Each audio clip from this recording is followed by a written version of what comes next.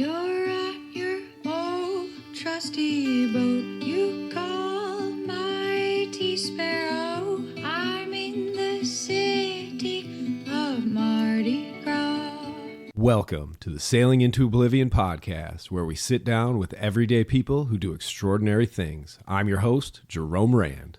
Good evening, ladies and gentlemen. Welcome to the show, Sailing into Oblivion podcast. Feels good to say that.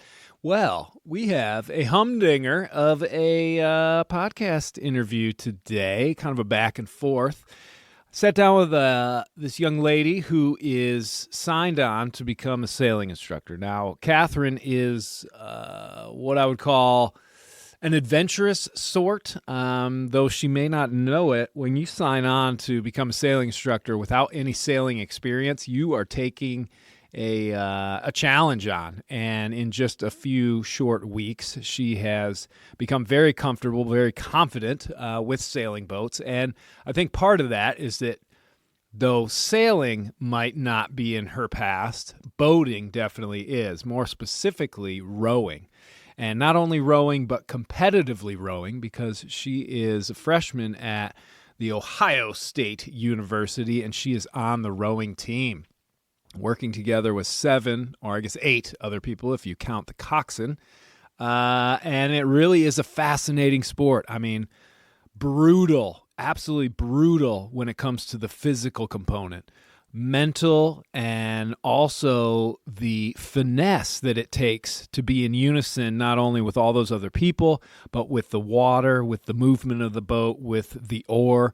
It's really, the only thing I can equate it to is the people that, and I forget what it's called, but essentially they're on skis, and then they have to stop, and they have to target shoot, and then ski some more. I mean, that is a control over the body that it just fascinates me. So I couldn't wait to sit down and chat with Katherine for a little while and just pepper her with questions, which she did a great job of describing a lot of this sort of stuff, because really it is pretty amazing. And some of this was spawned, I will admit. I watched that movie, The Boys in the Boat, which much like, and we get into this, much like most of the sailing movies that I watch, I'm sort of like, wow, who was advising this director? Jeez Louise. That being said, I do think there is a silver lining to this sort of thing. When you do have a movie, it kind of can popularize and at least shine a little bit of a spotlight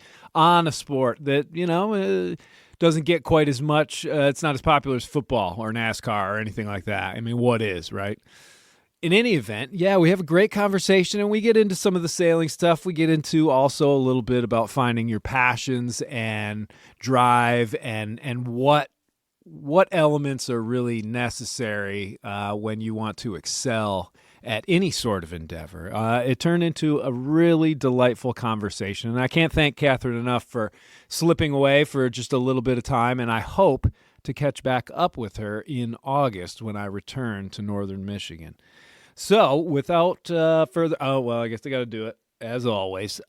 If you want to help support not only this show, but possibly the plastics research voyage that I'll be going on, hopefully this winter, if I'm able to get enough funding, consider becoming part of the Patreon family. We've had a few more people sign up. Big thank you to all of those and the people who have been continually supporting this podcast for quite some time.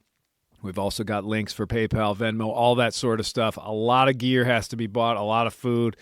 It all adds up. So every bit counts. Thank you all so much for that support. We also have all the links for the shirts and the books and the audiobooks and all that sort of stuff. And if you want to reach out to the show, sailingintooblivion.com, follow the podcast link.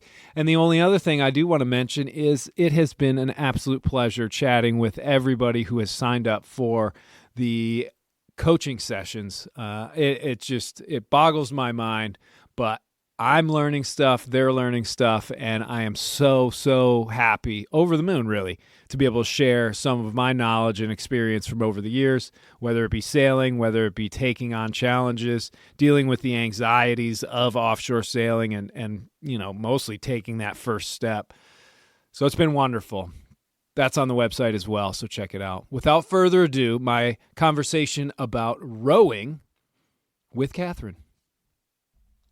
Well, Katherine, thank you for being on the show today. And I have to say, thinking about what you're saying about that movie, The Boys in the Boat, right? Now, I did watch it, and it got me hyped, and it did make me think a little, but I definitely can see where you're coming from, because almost every sailing movie I've ever seen, I'm just like, that is utter garbage. So what about that movie so bad? For like my opinion, what made it bad is I think it's really over glamorizing the sport a little bit. And they did show like a short snippet of like, oh, like he has the blisters on the hands and he comes home like exhausted. Yeah. And it is true. Like you are, when you're rowing, you are exhausted. You have blisters everywhere. But they don't show like the months and months and months of training it takes. And like, obviously you have the glamour of competition. That's so cool and everything. But the true like blood, sweat, and tears I felt wasn't reflective in the movie. And it was all the positive, all like the good, you know, rah of competition. Right. Yeah, it definitely was missing that like 6-month montage with the inspirational music where they're just blood, sweat, tears, like you're saying. Yeah, which I get. Like, it's boring to put that in a movie, and you have to have like crowd appeal. Yeah. But it is. I think it is one of those things where. How long have you been rowing now? And I guess to give a little background to the audience, you want to just tell us about what you do and where you're doing it? Yeah, I'm a rower for the Ohio State women's rowing team. Whoop whoop! I know, go Bucks! And I've been doing this. This will be my 6th season in the fall. Wow. Yeah, so okay. Been around the block. Yeah. So when did you learn how to row? When did you first start? Freshman year of high school was when I started doing it. And we couldn't do it in like middle school. It was only a high school and up program. Yeah. So, and obviously there's not like a whole rowing emphasis in Michigan, but no, not too much. Not too much. It seemed like up here the big focus was soccer in the summer and skiing in the winter.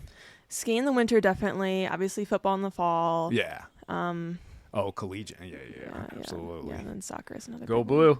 Oh my God. We can How go back could and you? forth How all could day you? long.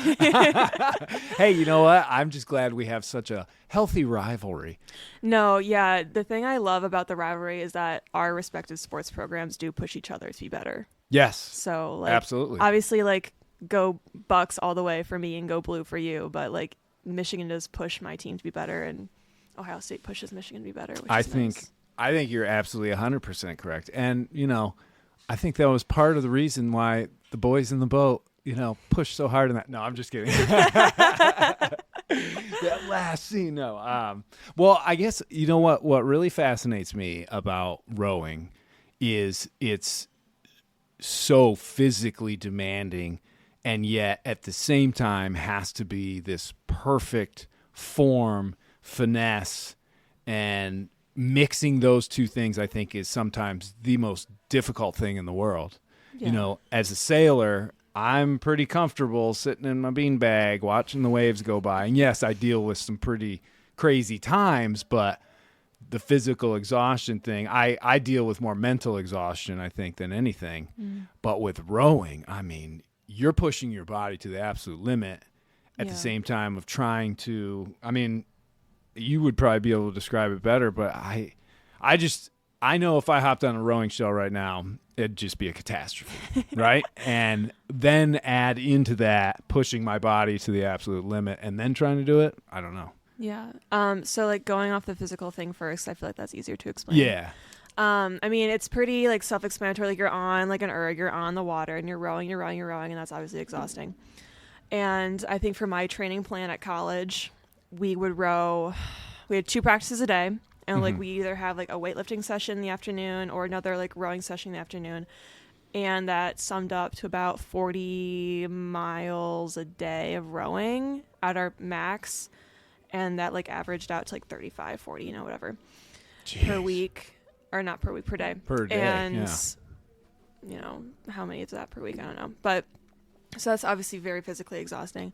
And then mentally, when you're testing on the erg, like we have our standard like 2,000 kilometer meter test. Uh-huh. And And that's just so, you have to like black out almost. 2,000 kilometer meter. Wait, Yeah, say that again? yeah, I know I said that so wrong. But it's like a 2K. So 2,000 kilometers is what I meant to say. Oh, okay, yeah.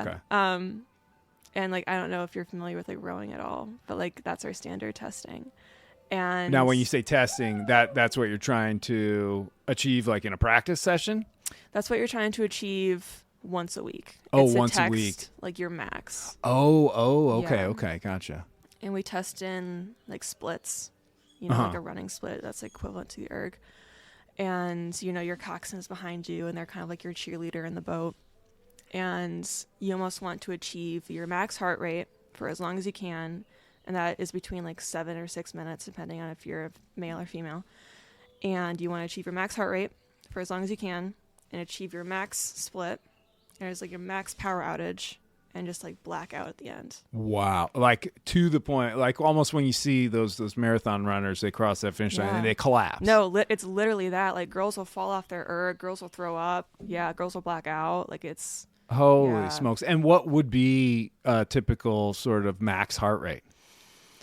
180 to 200 range. Holy cow. That's Yeah. just pumping so much blood around your body. Oh, That's it's insane. And insane. that's all to oxygenate your muscles that are just depleting, Yeah, right? Yeah, and obviously the lactic acid is no joke. Yeah. No joke. No joke at So- all. Oh, that burn. Yes, I've Yeah. definitely. I remember because I ran track when I was in high school, Mm-hmm. and yeah, you'd push yourself, but I don't think I was ever at a point where I literally physically collapsed at the end.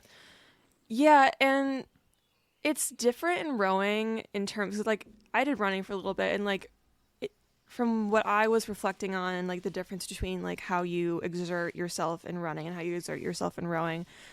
In rowing, like you don't do it for yourself, you do it for like everyone else because you're so dependent on your teammates to like do everything in the boat together. Yeah, like you're yeah. so dependent on everyone in your team. Like it's unlike anything I've ever experienced. And how many people are on one shell? Or is it so? It's a rowing shell, Yeah, right? yeah, it's a You're shell. sitting in a You're sitting in a like a seat. It's just a seat. a seat. Yeah. Oh, okay. Yeah. But we have anywhere from 8 rowers in our And then the largest. coxswain. In our coxswain, so a total of 9.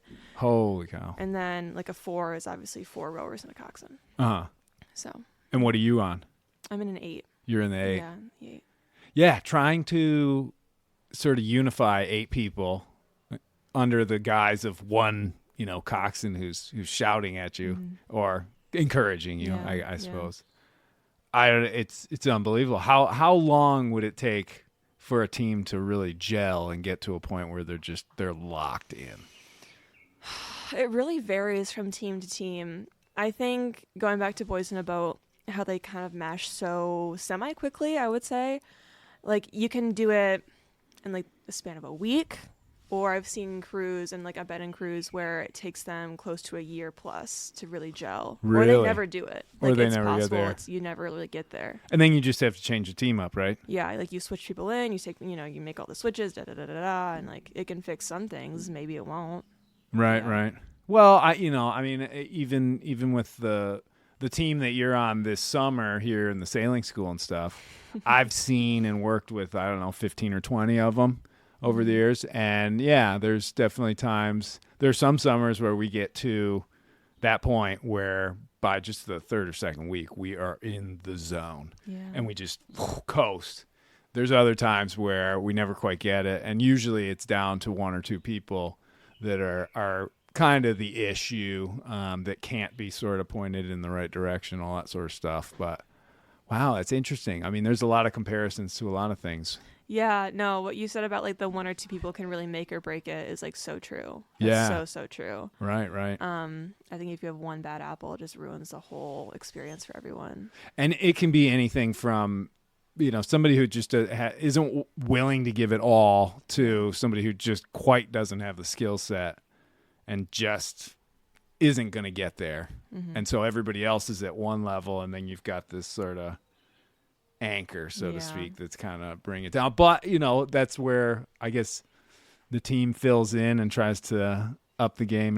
But yeah, essentially there is a point where you got to be like, flick them out of there. But in any event, so there's a whole bunch of different positions though. and Yeah. specialties as the boat goes. I mean, obviously the coxswain. Yeah, coxswain. Yeah, Coxswain. Okay, I want to make sure I get that right. It's kind of a funny word. The coxswain is separate from, the muscle, so to speak, but there is varying degrees between muscle skill and who's leading and doing all that. Can you describe kind of the difference of the positions? Mm-hmm. So I'd say like the major difference is obviously between the rower and the coxswain. The rowers is like the muscle of the boat. They just, take the oar, pull hard. That's all they have to do. And where are they? They're in the back of the boat, or I should say the front, actually. They're in the stern, and the coxswain is in the bow. Oh, And- okay. So these boats are like backwards. Yeah, and the 4, they're backwards. And then the 8, they're flipped, so the coxswain's in the stern, and the rowers are in the bow.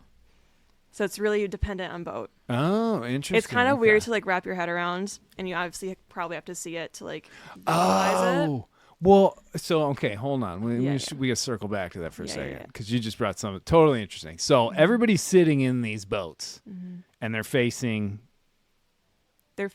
opposite direction Of- in which they're going. of which they're going. And so for sailboats and other ships and stuff, you're facing pretty much typically in the direction the boat is going. So the direction the boat is going, the front is the bow. Is it the same on those? So in an 8, that's true. That's true in an 8. That's okay. true in the 8.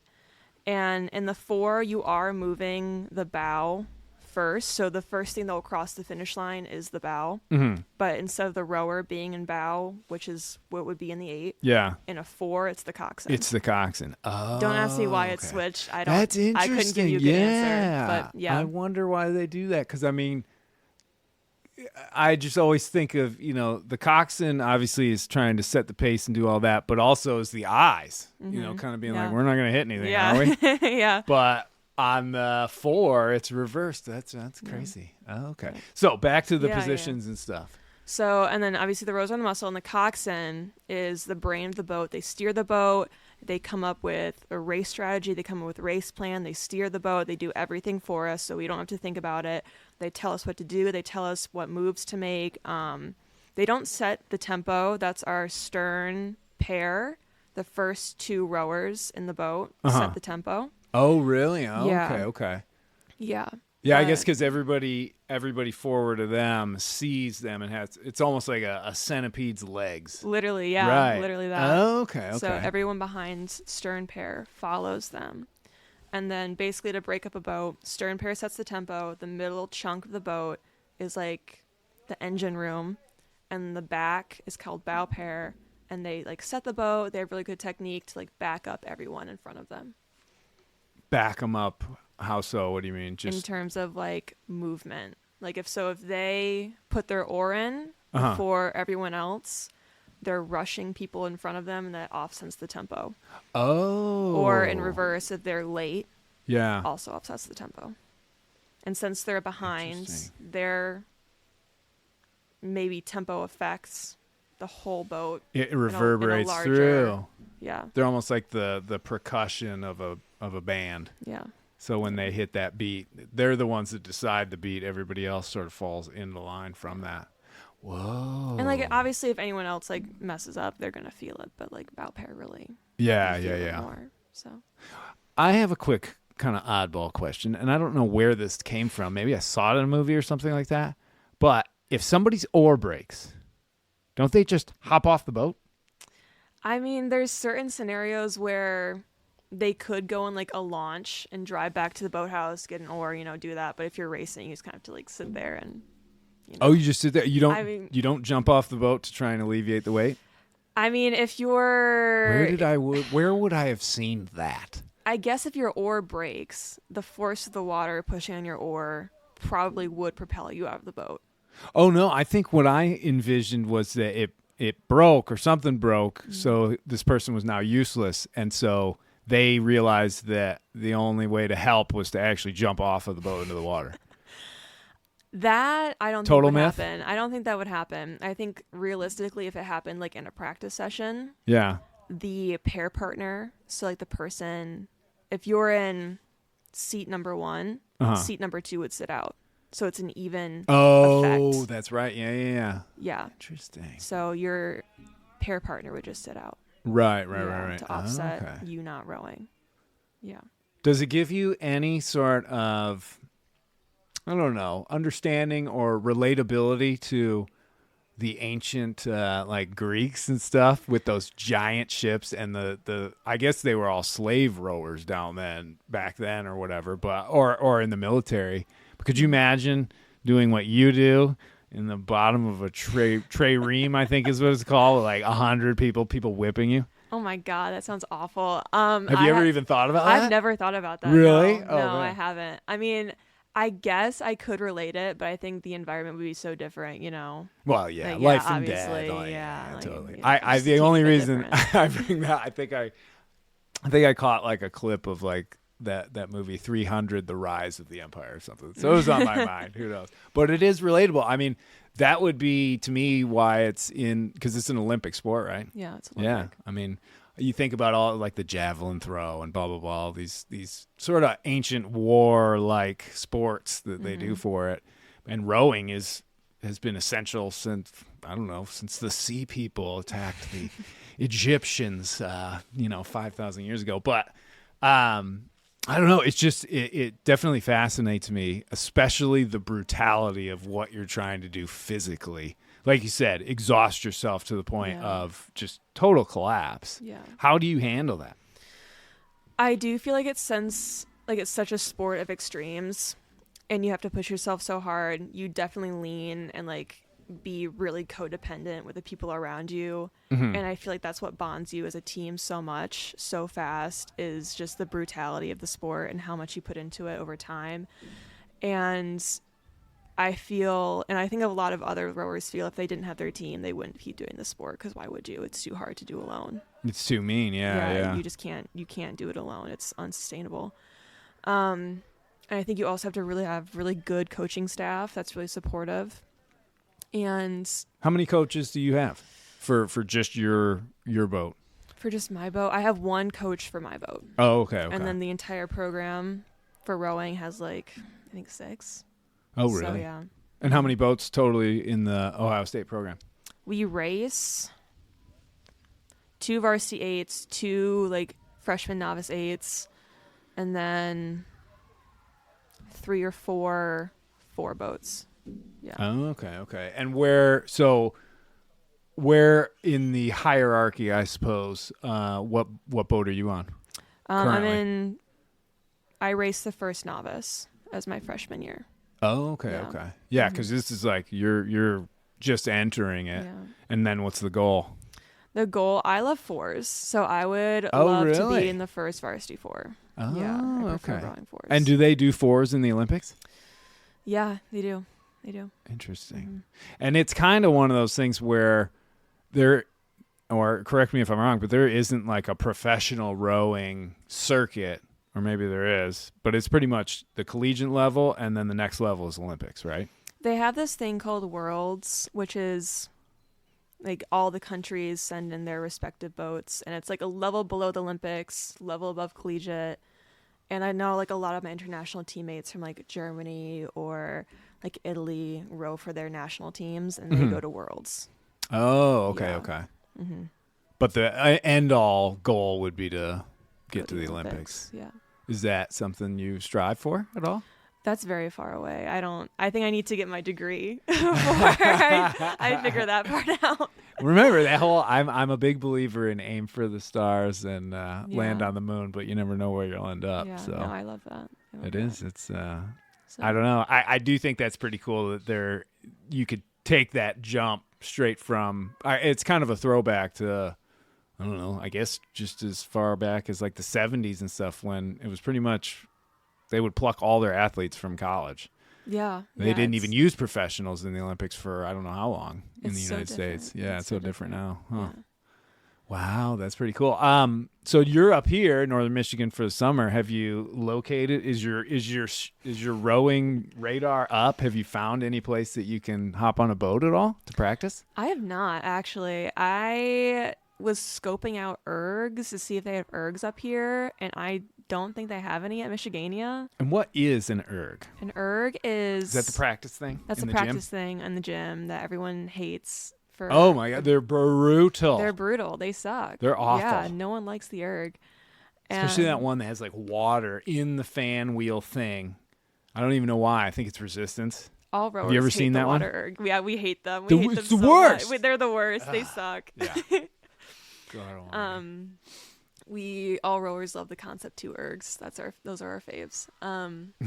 But honestly, like I'm fine with not erging over the summer. Like I think I need a break. Take a little break, yeah. Like sailing is like really, it's good. It's really good. But you're gonna have to be careful though. Sailing, when I learned how to sail when I was 18.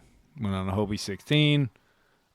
Spent pretty much the summer just taking it out and sailing all afternoon, mostly by myself. And then I would come back, and after one summer, it had its hooks in me so tight, and it's never relinquished. And it's changed the trajectory of my life, and sent me all over the world and everything. And a lot of that sounds really neat, but at the same time, there was just no choice in the matter. I was like, this is what I have to do. Right.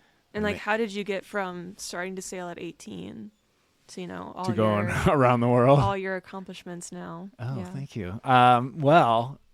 Essentially, I guess I would just say that once I started, I never stopped. I kind of had a few other hobbies. I was trying to learn how to play the guitar. I spent hours doing that for like a couple of years, and things like that. I very, very consciously said, you know what, I really should be out sailing. And so I stopped playing like the guitar. I was never very good at it anyway, so it wasn't a big deal. But there were other examples of things like that. And I loved it so much. I had so much fun doing it, and I still do to varying degrees. My favorite thing was a Hobie 16. And then after years of doing that and taking it to the furthest edges that I possibly could, then it became like these ensigns, and then it became ocean sailing. And right now, I don't know where my sort of favorite-ish thing lies with it, but I am doing something with boats almost every single day of my life. Yeah. And I don't know. I think when you have a real passion for something, anything, and you are willing to commit time and energy towards it, your learning curve and everything is just going to skyrocket. It's going to be so steep. I mean, when I was here a long time ago, we had all these sailing magazines and stuff on that little table in the boathouse. Yeah. And the entire staff, when it was quiet or whatever, I'd look and there'd be 8 of my staff, and they're all sitting there peeling through these things, reading about charter boats and the race boats and what's going on in the world of sailing and all that. And you could tell that the passion and the interest was there. And when they did that, they started learning and they got curious. And a lot of them actually went and moved down to the Caribbean. They started doing other sailing stuff. And wow. It was kind of the same with me. I obviously took it to a little bit of an extreme. It was a gamble to go and do the solo sailing stuff because it's pretty tricky to say, hey, can I borrow your boat and learn how to go solo sail across an ocean? Nobody's going to say, oh, yeah, go right ahead. Yeah, right. So you have to kind of make that commitment of like, I'm going to buy a boat and I'm going to learn how to do this. I kind of figured I would be decent at it, but you never really know. And I figured, if I really hated it, then I wouldn't do the trip around the world and I'd go do something else. But okay. Yeah. But I imagine if something goes wrong when you're solo sailing around the world, it's like, how do you deal with, that I would lose my mind. I don't know what to do. I frankly would just, I don't know. I would stay in the cabin stall and just weep. And I've done that before. It's funny that you mentioned that because that is a big question that I get these days during a lot of the coaching sessions and things that I do. That exact worry, I think, prevents a lot of people from making that last step of untying their line and raising sail and going. And people invest not only hundreds of thousands of dollars in these boats, but they invest years of their lives prepping and planning for this adventure of a lifetime that they want to do. And maybe it's something like just go to the Bahamas. But the more they start thinking about it, and that's one of the big questions, they're like, how am I don't know everything I need to know about this boat or this engine or the weather. And the fact is, you don't need to know. There's a lot of that stuff. If you have a firm belief in the hull and the mast and the sails and the rudder, which are all very simple, basic parts, that boat is going to carry you safely through really, really bad conditions. You don't have to worry too much about like, oh, if this line snaps and all of a sudden you're going to be able to look at it, puzzle over it for a little while and figure it out. I mean, you know, I'm sure you've already come into plenty of issues on some of these old boats, right? Where you're like, yeah. And instinctually and understandably, I think when you're first year and when I was first year here, I had no idea what I was doing. I knew how to sail, but I didn't like know the names of parts of boats or anything. I've never taught before. I was terrified. And I just watched and listened to what the other staff did, and they let me hop on other lessons, and I just sat and listened and tried to soak it all up. And then I developed my own sort of way of delivering those lessons. But, you know, I first started hopping on boats, and I essentially just be like, okay, well, there's the end of that line. What is it going to? And I would follow it. I called it tracing lines. And I soon realized that like all the mechanical stuff on boats, like lines and the rigging and all that, is super basic. And if you just look at the whole system for a second, take it individually, you're like, oh, so if I pull this, it raises that. Duh. And I realized that sailors were not the smartest people in the world. You could make a case for them being the bravest, you know, heading off into the sea and all that sort of stuff back in the day, but they definitely weren't the smartest. So, you know, all this stuff. And when you have, I think when you have those concerns, it can prevent you from just going and being like, you know, I'm going to go take this boat out and I'm going to go have my fun and da-da-da, because chances are, if something does go wrong, you're going to be able to deal with it. And the idea of like catastrophic failure, it's so very rare. I mean, your chances of getting in like a car wreck driving to the marina are 1,000 times greater than, you know, you going out and getting flipped upside down by a giant wave and sunk. That's such a great point. Yeah, you're totally right. Like, yeah, you're so right. It's funny that you like mentioned the complexity of like when you're first learning to sail, like you look at this ship and you're like, I don't know what There's so many lines. I don't know what's going on. Like, how do people learn to sail these things that look so complicated? And then when you actually like pick it apart, it's not, it's just not that deep. Like, it's just not. It's not. Yeah. And they all have a very, you know, it's lines and pulleys and, you know, little shackles that clip things on and tension and loosening and that's it. And, you know, when I look at, we used to get a lot of those tall ships in, like the, you know, 100-and-something foot old school, you know, with 1,000 different lines. And I look at that and I'm like, wow, there's no way I could ever figure it out. But then I realized, well, give me a year on that boat and somebody who knows what they're doing. Yeah. And you'll get really used to it. I mean, it's going to be so great when I get back here in August. And you're just like literally out there with a spinnaker and the boat's just sailing beautifully. And you know, you're probably steering with your foot. That's going to happen. I mean, as long as you're willing to put the time in and pay attention.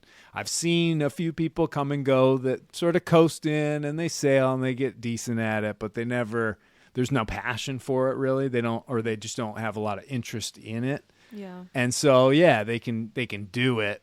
Are they any good at it? Not really, but that's okay. You can fake it and make it in the sailing world to a certain extent. I mean, at least on like a small lake, you know. Yeah. Walloon Lake is very sheltered, and like not a whole lot can go horribly wrong.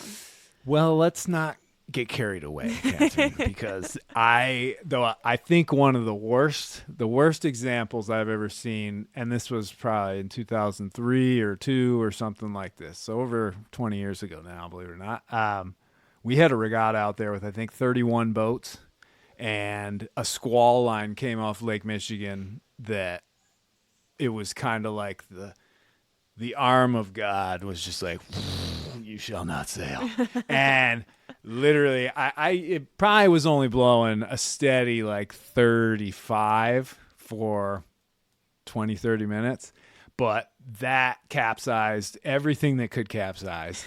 The people on the keel boats that didn't swamp their ensigns and stuff basically threw their hands up and said, "We're done. We need help. We just need help. This is too much." I mean, the sails are luffing like crazy and making so much noise, but it was so out of the ordinary that, you know, it was kind of like almost like a microburst in a way. So we were so caught off guard. It was also one of the most fun afternoons trying to clean and clear all that up. I bet. All 4 rescue boats cruising out of there and like towing boats in and uncapsizing. Oh my gosh, it was amazing. That's the other skill set that you will get very, very good at, as long as, again, you kind of focus on it when you're doing it and learn and watch what happens, good, bad, find all the extremes. Is the classic like Hobie over, butterfly over, rescue. You know, you'll get so good behind the wheel of that rescue boat that regardless of how much sailing you do in the future and all that sort of stuff, or if you start like chartering boats, blah, blah, blah, you will always be able to drive a powerboat after this summer. That is very true. Yeah. That is very true. I feel like I feel like I've been here a year, but I know it's only been like two weeks maybe. Yeah. 10 days, I think. 10 days maybe. And I already feel like I can drive a powerboat like with no problem in any scenario. Yeah. So like I've learned so quickly, because everything is just like you're going to be immersed in whatever you're doing to the fullest extent. And I think that really is sort of the key, having that opportunity, and then you mix that in with a little bit of passion and a little bit of energy and drive. And I think that's how, you know, whether it's sailing world or whether it's rowing or whether it's business, anything, that's how people excel. The ones that are, you know, their trajectory is just, they've got all 3 of those attributes going for them. And if you kind of realize that, and if you're honest with yourself about what you're passionate about, because I think sometimes in the sailing world, it can be like you get this, I used to call it cool guy disease or cool guy syndrome, where there would be people that stayed in the Caribbean. You could tell they weren't enjoying the job anymore, but they liked the fact that they were living in the Caribbean, and they would post pictures of them in the Caribbean, and you were kind of like, but yeah, you're pretty miserable down here, you know, in reality. And they're like, yeah. And then they finally realized it, and they're like, oh, I should be doing something else. I don't know why I brought that up, but no, I think it's fair. Like, I know, like, at least in rowing, like, all the best athletes I've worked with, all the best coaches I've worked with, like, they're passionate about what they do. Like, they love rowing, and they still have this love for the game that they translate in their coaching, and they translate in their practice, and it's like infecting you from the outside in. Like, just being around them is just like, you know, that they're so passionate and they enjoy it and they have the energy about them, and that's why they're good at it, because they can pour all of themselves into it. Do you get like physically shaky almost when you're right there on the start line? Oh my gosh, yes. I'm like trembling on the start line. It's so scary, but it's like exciting and scary at the same time. You have to hold your composure though. No, like you have to like hold yourself together, and because everyone else in the other crews are watching you. Yeah. Like you can peek over and see like, oh, there's Texas, there's you know, University of Michigan. You have to hold yourself together, but obviously everyone on that start line is just, you know, shaking. Yeah. Is it like that in sailing where you're like in a regatta, or like I don't know. It's, you know, it's kind of interesting. For most regattas, the big, intense, scary point for most people is the start, because there's like a 5-minute or 3-minute countdown until you can cross the line, and everybody's jumbled up. The only difference I would say is, instead of, you know, somebody holding on to the stern of the boat and you're just waiting in no motion, everybody's just there waiting for the gun to go off. Right. Everybody's out there sailing, tacking, jibing around, jockeying for position. So there's a lot going on that you have to keep focused on. Yeah. So you don't have a whole lot of time to get sort of the jitters and be like, oh my gosh, what's going to happen? It's more like, it's already happening. Yeah. We're doing it. And I think, honestly, it's hard. It would be harder for me in the rowboat sitting there, because I can remember the feeling of sitting at the start line of like the 200 or the 400 meter dash, and you're just standing there and the guy's got the gun and you're just waiting. Yeah. And you can't do anything. And you can't, and your heart is just like boom, boom, boom, boom, boom. Mm-hmm. Oh my gosh. Quick technical question, because those boats are really long. How long are they? Oh God, I don't know off the top of my head. They're huge though. They're right? long. They're like long. telephone poles. Yeah. So whenever I see it, I guess just in the movies, which isn't real, there's like one little boat that's holding on to one end of that boat, and they're doing that for all these boats that are all lined up. I feel like those boats would turn and get out of whack as far as where they're pointing, and then when they hit the go, these boats would all kind of crash into each other. How does that not happen? So those little boats are called stake boats, Uh-huh. and the purpose is to hold the rowboat in place when they're on the starting line. Mm-hmm. And I say in place loosely because the coxswain is mostly responsible for keeping the point of the boat, and they use bow pair, who has the most control over the point. Mm-hmm. It's like, if you tap your oar, you're going to move like a little bit. Oh. And so they use the bow pair. Because there's no rudder on these things. There is a rudder, But you don't want to use it. but you use it. The idea is to use the rudder as little as possible to correct your point, because that adds meters slowly over time to your course, and you want the shortest course possible. Who's in charge of that rudder? The coxswain. The coxswain is. Yeah. Oh, okay. Gotcha. And it I am talking to the right person. Yeah. Just FYI. This is awesome. There's two main kinds of rowing. There's sculling and there's sweeping. And in collegiate, at least in my experience, there's only sweeping. So you don't have to worry about sculling and all the nuances that go along with, foot steering, and there's no coxswain in sculling and all the little things that you have to control. But that's another discussion. That's entirely separate and more nuanced. But yeah, for the most part, the coxswain controls 100% of the steering all the time. Okay. Mm-hmm. Yeah, it's just, you're looking at it, and they're all lined up in that line. There must, over the history, there must be some, serious highlight reels of Oh, my gosh. The just winds carnage. will mess you up severely on the start line. And I think I've seen a lot of boats just start, and in the first 5 seconds, they're plowing into each other. Really? And you have to restart and go again because the wind is just pushing you. Yeah. So bad. So Do they have sort of weather delays, I would assume? Because there's not much freeboard on those boats between the water and the water sinking the boat. there is weather delays. Obviously for thunder and lightning, and we don't have wind delays. Not that I've ever come across. Maybe there's been a heat delay down in the south. I don't know. I've never rowed in an extreme temperature, but we've definitely had storms delay our rowing. But waves, I guess you're always doing it in very protected waters. It's mostly rivers, right? Mostly rivers and lakes, yeah. Gotcha. Mm-hmm. And with the rivers, though, are they always taking into account the movement of the water, or are they sort of still water lakes, or they're not fast-moving rivers, I guess? Or what? That is above my pay grade. Whoever selects I guess it's the whatever works. course is we never know. We never know. Okay, so now I know the boys in the boat, probably not a good one to recommend. Is there any sort of book or movie or documentary about rowing that you would recommend?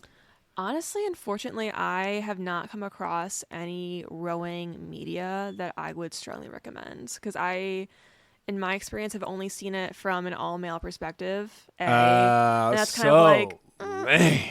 It is. I've had more female guests on this show, I think, over the last 2 months than male guests, and it's been a very welcome flip-flop.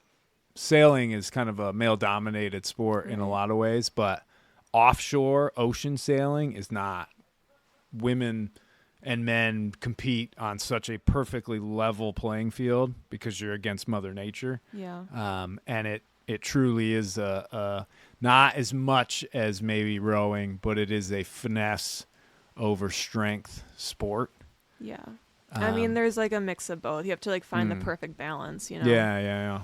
So, unfortunately, I have not come across any media that I would strongly recommend, but right. I'm always looking for new. Well, on a last note, because I've already had you here for 40 minutes. It goes by fast, doesn't it? I know. We could probably sit here for hours because this is just so interesting. There is a realm that mixes your expertise and my expertise. And both men, women, whoever, they all do this. And it still boggles my mind. But people row across oceans.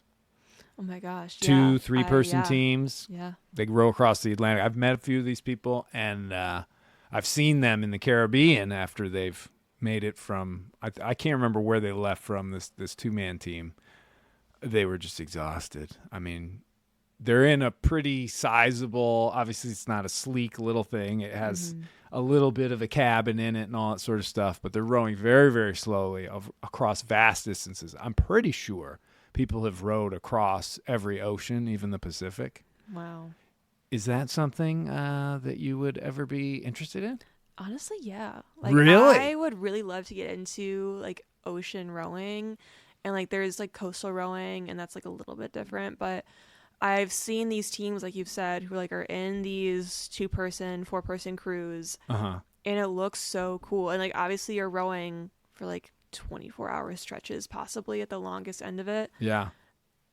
But that sounds so fun. But also like it's obviously a very hard work. Well, what about being out in the middle of an ocean? You think you'd be able to handle that? It's a unique feeling. It's very. Nothing could ever prepare you for it quite like doing it. Yeah. So true. So I don't know. What are your experiences with being out alone in the open ocean? Oh, for me, it's actually one of my favorite places in the world. Really? Yeah, there's something about it. And the funny thing is, you would never know it from. You wouldn't know 1,000 miles into the Atlantic from 20 miles into the Atlantic. It looks the same. The color of the water might be different. It's beautiful, brilliant cobalt blue out there, almost indescribable. And usually by the coast, it's a little brown or whatever. But barring that, the only way you actually know you're out in the middle is when you look on your chart. And you're like, oh my gosh, you're seeing your little daily log, and boom, you're pinned right out in the middle. And for me, I think part of it is there is the ultimate freedom. It's the last frontier on our planet that nobody governs, nobody owns, nobody polices, enforces, does anything like that. I mean, we got the Coast Guard and stuff, but they're over by the coast. Yeah. And when you get out there, I kind of almost have a feeling like I'm in space or something, you know? That's and wild. It feels cool to me that I mean, and I don't think I have any sort of, I don't know what's the best way to describe it. I don't think like I want to be the king of the world by any means, but I feel like that a little bit out there because my little world is 32 feet long. Its name is Mighty Sparrow, and I'm in charge. I set all the laws, all the rules, all that sort of stuff. I am totally under the whims of Mother Nature. So I'm not in command of really anything. I'm reacting, but that little world is my world, and I don't know. There's something that I really enjoy about that, and I guess the risks that I'm taking, I don't think really register when I'm out there because I'm pretty comfortable, and I've spent so many years and so many miles doing this that it kind of is my comfort zone. I can see that. That's very interesting. Do you feel like you're maybe desensitized, or is that the wrong word? To the danger. I think I was for a little while. Having done a couple of trips that didn't go great after the big trip around the world, which was a success. I went through a tropical storm. I went all the way up into the Labrador Sea across the Iceberg Alley and all this sort of stuff and outran hurricanes and this, that, and the other thing. But it was a pretty standard severe gale that I ran into, and I was in the wrong place at the wrong time, and that storm nearly took the boat and took me with it. And I was sort of like, it's the ocean, we'll be fine. We just got to get through this. But I think the ocean was just trying to show me a little bit, give me a glimpse, because that's the real thing is that. I know a lot of these offshore fishermen and stuff like that up in Maine, and they've seen the weather when it's horrible, like hurricane force out there, 50, 60-foot waves breaking where, if I ever got in that situation, I don't know if I'd make it through. I hope I would, but, I've been in some really bad weather, but I haven't been in horrific weather before, and the ocean can dish that out. And it can dish it out to a point where it sinks, huge ships. Yeah. And I'm a little 32-footer, It's kind of like, holy smokes. And it was always kind of puzzling to me. There's one really, really great. He's an old scallop fisherman. And chances are if you ate a scallop in the 1980s or 90s, it came off of his boat. That's how my 100-foot steel hull, and they would do it all up and down the East Coast, mostly Georges Bank and off of New York and stuff. He was out there during the perfect storm, and when he met me, he was like, "Holy cow, I can't believe you do what you do." And I'm looking at him thinking, okay, this guy's spent decades in some of the most dangerous waters. He's seen the worst of the worst, and he's like impressed by me. And it's just a comparison because his big steel trawler, he was like, had all the confidence in the world in it. But I don't know if I couldn't imagine seeing what he's seen. I'm sure he's seen some of the scariest looking ocean, because they have the saying that, you can get used to bad weather, but you never get used to really bad weather out there. It can get pretty scary. But to circle back to the rowing thing, though, I've always been a firm believer that the smaller the boat, the stronger it actually is. Really? Yeah, Really? and those little capsules, when they close them up, because they have teeny little cabins you can get into, I feel like those would be desperately hard to actually damage and then sink. So I think if you can get past I don't want to call it monotonous, but the routine of rowing day in and day out and find the beauty in the open ocean and the stars and all these cool things out there, and you feel like, wow, I could do 2 months going across the Atlantic. I don't know how long it takes them to do it, but that would be pretty neat. That would be something where I think I'm a little over the hill to do that physically, but that would have been something that I think would have piqued my interest for sure if I was more into the sport of rowing. That's definitely like a life crowning event, or like something that like defines your entire life. So I'm definitely looking forward to seeing how all this plans out. Yeah. I'm definitely looking forward to sailing, and I love it here and I love sailing. So, well, Katherine, I can't thank you enough for coming on the show, slicing a little time. And yeah, I really look forward to it. I'm sure we'll probably do a little follow up in August when I get back. Oh my God, that'd be great. Maybe, depending on who's are you here for the entire summer? I'm here until week 9. Oh, wow. You're bouncing early. Oh, I might be your replacement. Big shoes to fill. Yeah, I know. Yeah. So is that when you go back, are you going to start rowing straight away? Yes, I do start school on the 20th and then start rowing immediately. Is there any sort of, and I know I said last question a while ago, but will you develop a little bit of a training thing for like maybe the first week or two, or the week or two before you go back, so you show up like guns blazing? It'll be a rough start if I do not. So yes. Yeah, I'll have to. Awesome. Thank you for having me on, Jerome. It was really nice to talk to you. My pleasure. It was wonderful to chat with you, and I hope you have an absolutely magical summer. Thank you. You as well.